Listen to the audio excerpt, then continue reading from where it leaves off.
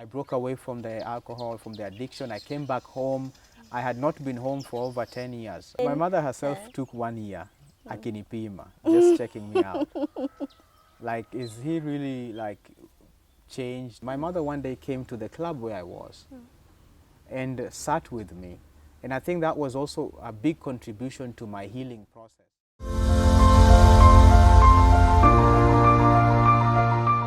Welcome back to the Tracydee TV.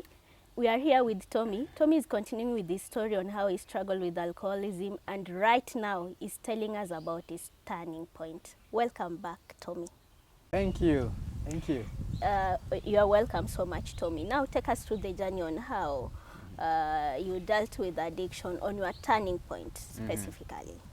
Well, as I mentioned earlier in the previous video, that addiction is purely spiritual, and the spiritual perspective manifests physically. So I don't want people who are watching to think I'm getting so weird here. But once a person understands that they have a problem, they can start making the steps towards recovery. And for me, the change really started when I told you after their abortion. It was very devastating for me. And seeing my friends die, and others out of addiction. You know, I have a friend who was a very close friend of mine. We went to primary school with, and he was found dead. I think on the pathway, the pavement, and autopsy was saying he had drunk too long without eating. These were my very close friends. As I speak to you, that group we were with, there's still one who's really struggling to walk out of alcohol. There's another friend of mine who was into the addiction until he went to Tuko. Tuko did a documentary about him. These were my very close friends. So for me, I think first of all, it's prayer that helped me. First of all, it's prayer. And second of all, it's me realizing that I had a problem. So take us through, how did you realize that you have a major problem and you have to change now? Okay, first thing is when you go through 2 abortions, not 1. First time you are drunk, you have a one night stand, somebody gets pregnant. A few months later, somebody gets pregnant again. You're going through an abortion again. You know, this is when I sobered up, I realized it's a wrong path. I'm risking for HIV, I'm risking for all these things. But my consciousness is so seared that I can't even tell that I'm living a risky life. That's number 1. Number 2, my body started to show that I was addicted. I was shaking. So if I sit down, my body shakes. So I had tremors, like I would be like this. So I was embarrassed because I never imagined. Unajua, addiction is so funny when it comes. The person who's drinking today, drinking normal alcohol, they will never imagine that they can be addicts because they think that they're in control. That's what I thought all this time. You normally say, imoja tu. Imoja tu is fine. No, you just say you just convince yourself, I'm in control, I'm okay. But when the tremors started coming, then I realized that I'm not okay because I'll just be shaking. And I noticed, I'm wondering, why is my body shaking? And if I drink like a glass of alcohol, then I chill out, I'm okay. Then now it was like I could not function without being drunk. So I had to drink every day, just in different proportions. Even if I go to work, maybe I take a glass of wine, then I go to work. So I had to have something in my system to function. So that one, and the point where I realized I was now even drinking my entire salary and drinking my entire rent and and now now I'm taking alcohol in debt. So financially I'm a mess. Your face changes, your skin color changes, your eyes are constantly yellowish or red, you smell alcohol all the time. You see the way people see you as an addict.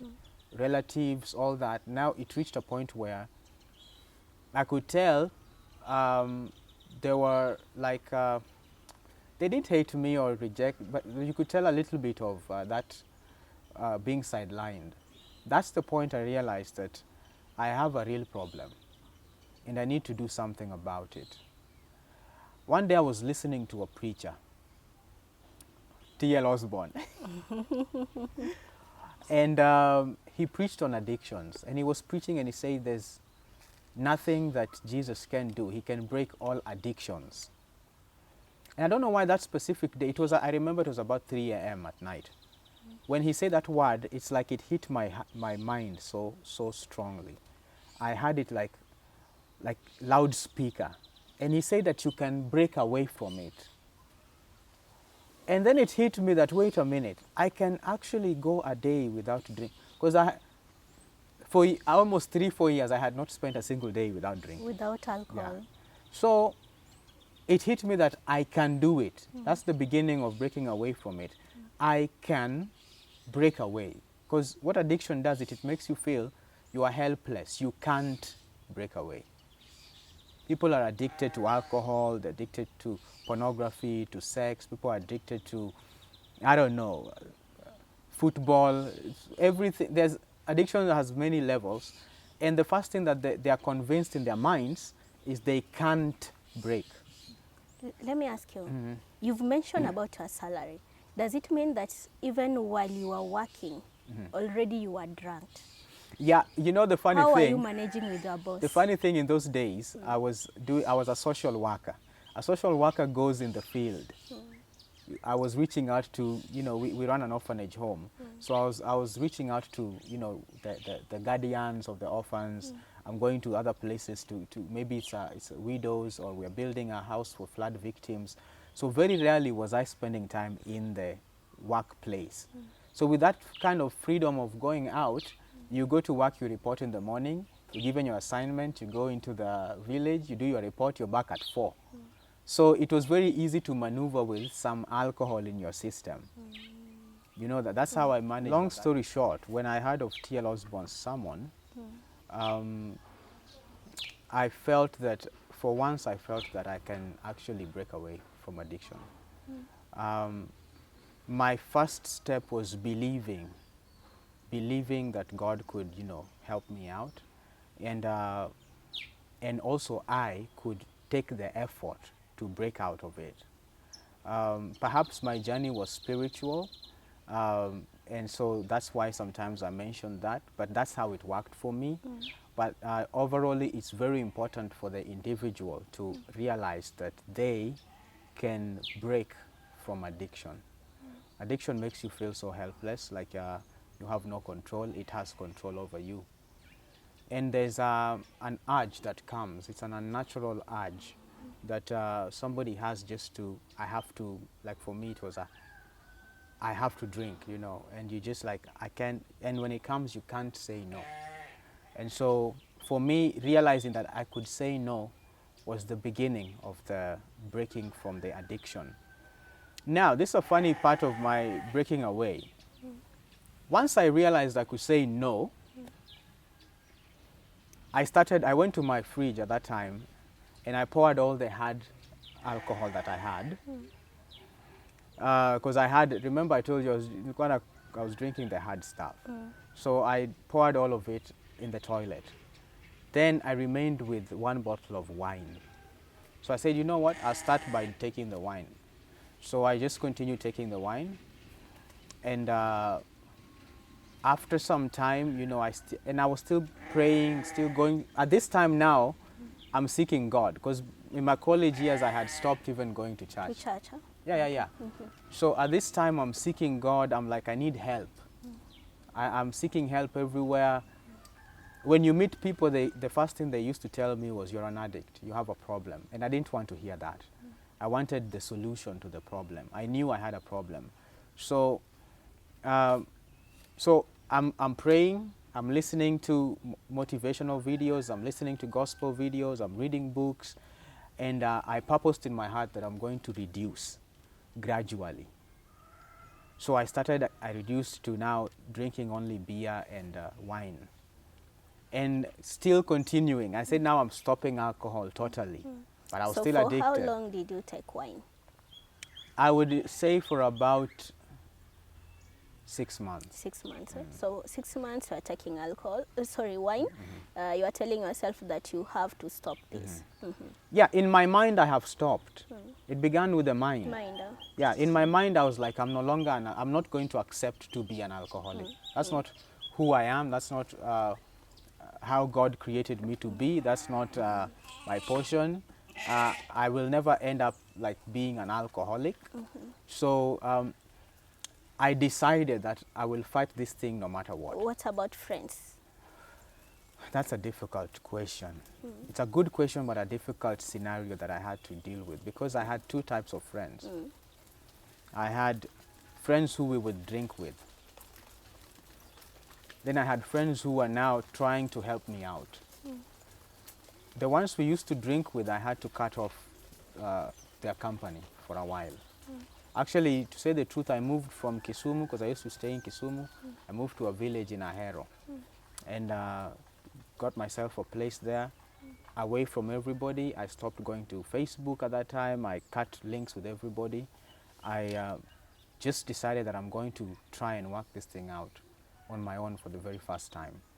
So friends would call me, oh, kuna party hapa nini? I would just say, no, I'm sorry, I'm busy. Remember, I had partied for, at this time, almost 10 years. And so every Friday I was in a club, so almost every Friday other than school days. So in my mind, I was still struggling with now sleeping, because that club life is so hilarious and stuff, and it's so exciting in some way to people there. You're used to the noise, the music, going there, the shisha, all that. Now being in the house, there was this urge, like I want to go out, but I had to tell myself, no, I'm not going. I'm going to stay in this house and watch a movie or something. But I would just stay awake till morning, because I was used to going to the club till morning. So that whole process of withdrawal and for me mostly it was lack of sleep, was taking a toll on me just once in a while. And then I stopped alcohol, but then I relapsed on tobacco. So now I was chewing tobacco. So I was like, at least I'm not drinking alcohol anymore. This went for about 3 months. Then I quit alcohol. Then slowly, I was also like, I didn't like the smell of tobacco and the culture. And you chew it. I was like, no, I can't be chewing tobacco again. So I said no again to that. But the urges were still there. So I was off this thing for about 2 months. Then I relapsed. How did The you relapse, feel? the relapse was terrible.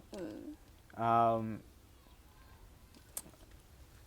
when I relapsed, I was worse off than even before. Full of guilt, self-condemnation, like now you can't even break away from this thing, now what's the use? What happened? How did you relapse? We were doing a movie, a documentary with some friends of mine. They come from the US. It's called Raw Music International. The director's name is Cyrus Musavi. So I was the cameraman. So, because part-time I was working in the studios and production and all that. So we went to have supper at a certain sort of pub, not really a club. They were selling alcohol and all that. So we get to that place, and there was this lady who was very drunk. So I said, let me help this lady out. Nimpeleke, maybe a place to stay or something. So we go to this lady's house. So I spent there because it was like one, she told me, there's no, you can just spend, and also I spent. So the next day I'm to leave. Kumbe, she was already drinking. So I get back into like alcohol. That very day ameba mzinga. Kuja nayo kwa nyumba. So we start drinking, and I get stuck again. Now I can't even leave that place. I stayed there for quite some time, a long time. It's another story for another day. So now I'm again addicted, but now like really, really hopeless and feeling so bad. But I remember one time, because remember a very key thing. At this time I was praying, I was building my relationship with God. I was determined to quit, no matter what.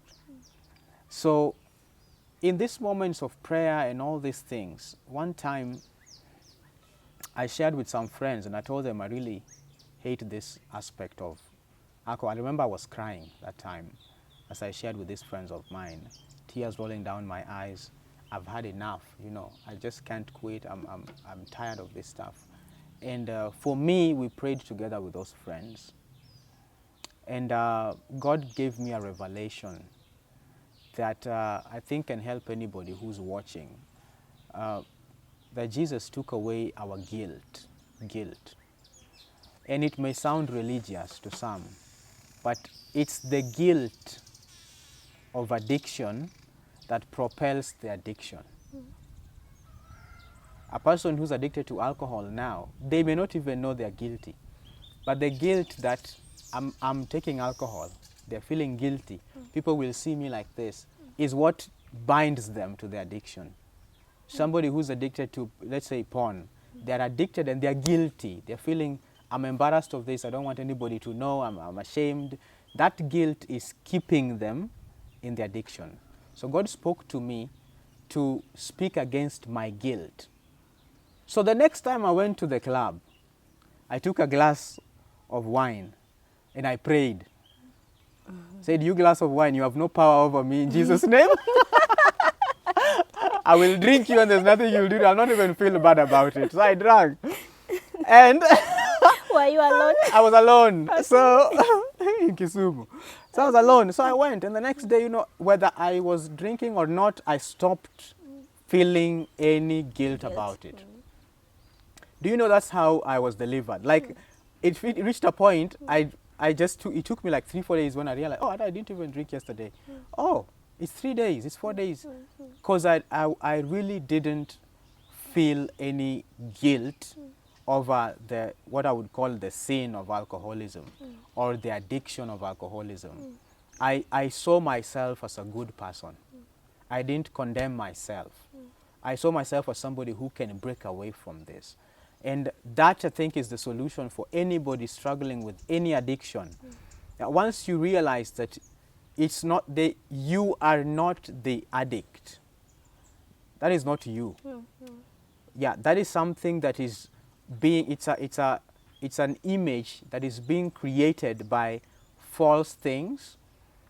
The real you is a very important person. You're a decent person. You can do your work decently. You're appreciated. God created you to be a great person, and you have a purpose in life. No matter what happened in your life, you know, you have a purpose. There's a reason why you're here to do great things. The minute you realize that, then you can overcome whatever negative image the addiction is bringing to your mind. That's what I think would really help anybody who's watching. That's what worked for me. When I started seeing myself as, you know, somebody who's decent, somebody who's not addicted. I'm not an addict. I can break away from this thing. I don't have to drink every day. You know, that revelation, that reality, that I actually am better than this. And then removing all guilt. Guilt, just I had to deal with the guilt and say, hata sitasikia guilty of anything. No matter what people told me, no matter how they spoke, because you know when you're addicted, people really tell you stuff and it gets to you because you know you're addicted. So I was like, I wouldn't even mind. I would go to my parents and talk to them, and I would talk to them about the alcohol. I tell my mom, you know, I'm drinking. I'm addicted to this thing. I no longer had to hide from her or anything. I went the way I was, and I said, this is who I am, and I'm working against this. You accepted yourself. Yeah, accepted myself. And I think it brings us back to the identity thing. Now I discovered who I really am. Now I didn't have to fit in. I didn't have to drink to rap or to drink to fit in any society. I was comfortable with myself. I said, now I can, you know, I can do some of the things I wanted to do. I can produce, I can write songs, I can, you know, I can be in a place, I don't have to go to clubs every day. I can just live my life without feeling the pressure to fit in to a certain lifestyle. All this combined together at a point in my life led me to, you know, sort of change my ways from the alcohol addiction, drug addiction, to actually be who I am right now. So how many years do you have since you stopped taking alcohol? Right now, this is going to be the 8th year. You are 80. Yeah. Congratulations. Thank you. Thank you very Now, much. take us through how you build your relationship between you and your parents. Oh, well, as I told you, there was a friend who came in. She was a friend of my mother and my friend also. And she was able to intervene and really tell my mother how I felt. You know, all that time my mother didn't know how I felt. Most of us, when we are hurting inside, the reaction is an opposite overt behavior, like anger or abuse or something like that. So my mother thought that I was abusive to her verbally, I was rebellious and all that, but really I was hurting. I just needed her attention and I just needed her love. So when she realized this, one day, by the way, this came later, this came even before the breaking away. My mother one day came to the club where I was and sat with me. And I think that was also a big contribution to my healing process. Because when I saw that she for once accepted me the way I was, and I had also accepted myself, and this combined together, and it became like a beautiful step towards healing. So from that walk, we just started talking little by little, and I broke away from the alcohol, from the addiction. I came back home.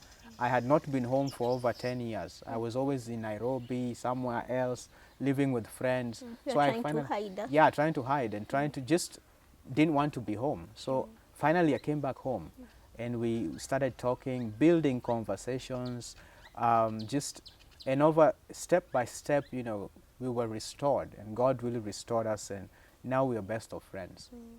So how did you deal with imposter syndrome? Imposter syndrome, Now that people couldn't accept you, my and mother they're herself, like, is it true? yeah. Is it true you are born again? My mother herself took 1 year, akinipima, just checking me out.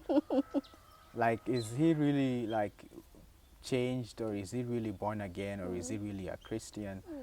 And I understood that. Get it? Even me, even for me, remember I had never believed that I would be transformed. So even for me, I was surprised at myself every day when I saw myself, you know, changing and saying, okay, I was the kind of person who would never wear a suit. I was like, I hated suits, Bana. Suits, how could you ever wear a suit?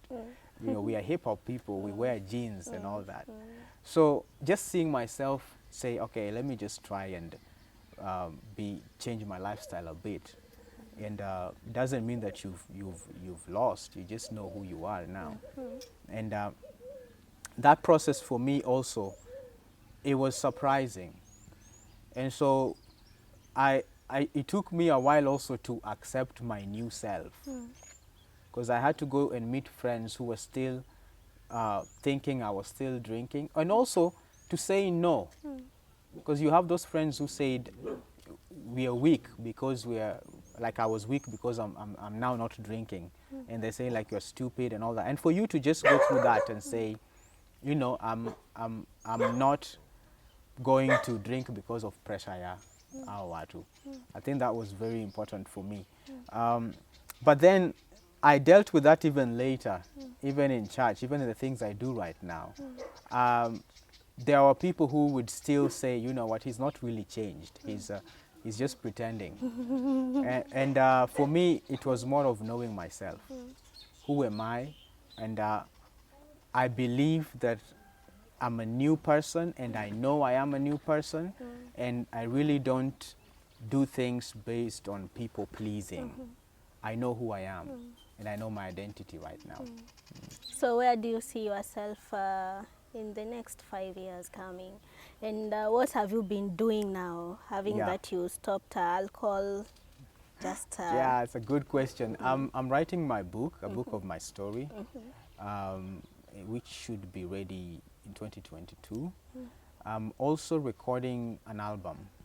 The album I'm recording is in line with my story as well.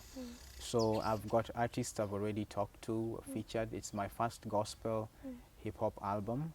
And so I'll give more details as the time comes. I'm also at the same time running a radio show. It's known as the Urban Gospel Connect on Fuse Radio.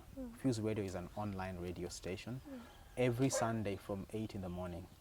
So all that in the middle of the usual things of working with orphans in the orphanage home and working with street boys in Ebenezer Children's Home and Ebenezer Rescue Rehabilitation Center, working with the media department of the church, working with the youth in the church, reaching out. I'm just excited about going to people who experience the things I did. I'm very much open for anybody who's struggling with any addiction. They can always reach me out or DM me. We can pray together. I talk to so many, and very many have been able to be restored by God's grace. Wow. Thank you so much. But as we finalize, Yeah. would you kindly look at the camera and speak to people who are struggling with addiction? So viewers, if you're struggling with alcohol or any addiction, any whatsoever, any form of addiction, alcohol, porn, I've heard lately of people struggling with sex addiction, people struggling with cigarette addiction, people struggling with, there's even some people struggling with addiction to movies, and even addiction to music and all these things. I want to let you know that you can break away from it. It's possible to break away from your addiction. That's the very first thing I want you to know. You can break away. Don't believe that you can't break away. Don't doubt the ability of your spirit. You can break away from this addiction. Begin by realizing that God loves you. If nobody in this world loves you, God loves you. And you've got to know that. There are times that your families may just leave you and friends may leave you and you may have nobody to talk to. You've got to be comfortable with yourself that God at least loves you. You've also got to know that you've got to deal with the guilt that comes with addiction. Break away the guilt. Know that you can be delivered from the addiction. If you notice that you're having any trouble with living a comfortable life because of an addiction, please talk to somebody. Seek help. Talk to a pastor, talk to a counselor, talk to somebody who can listen. You can walk this path with them. And I want to tell you, if I broke from it, you can break from it. After 10 years of addiction, I'm free now, 8 years. And I'm not even going back. When I smell alcohol, I feel like throwing up. You can break away from it. That's what I want to leave you with. Continue having that faith. I'm looking forward to hear your testimonies after this. Thank you, Tommy, for coming here today. It was nice you sharing your story today with us. I know you've impacted lives of many. Thank you so much. May the Lord bless you. May the Lord keep you. Thank you. Guys, it was nice having you here today. Kindly subscribe, like, and comment. Bye-bye.